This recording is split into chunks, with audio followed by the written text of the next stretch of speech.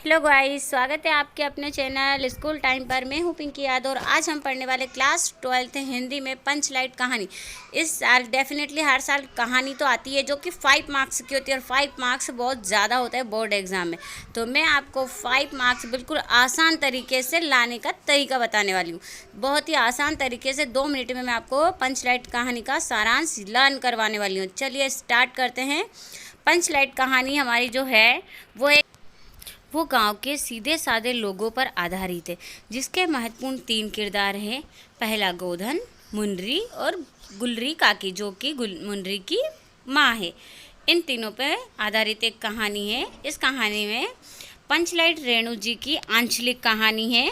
रेणु जी का पूरा नाम है फणीश्वर नाथ रेणु, जो कि कहानी के नायक है। अब कहानी में क्या होता है, रेणु जी की आंचलिक कहानी है। कहानी में बिहार के एक पिछड़े गांव के परिवेश का एक सुंदर चित्रण प्रस्तुत किया।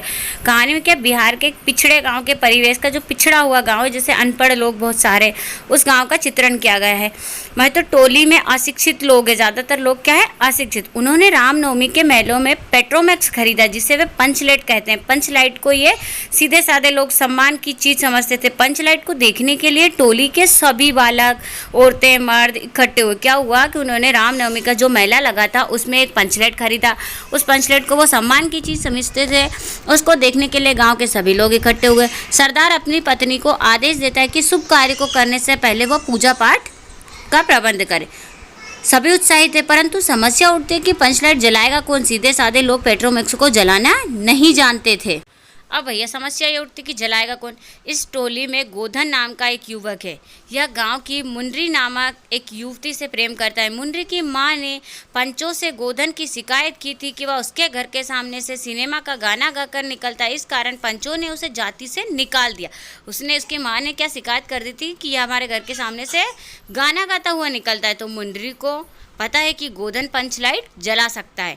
वह चतुराई से वह बात पंचों तक पहुंचा देती है। पंच गोधन को पुनः जाति में ले लेते हैं। वह पंचलाइट को जला देता है। मुनरी की माँ गुलरी काकी प्रसन्न होकर गोधन को शाम के भोजन का निमंत्रण देती है।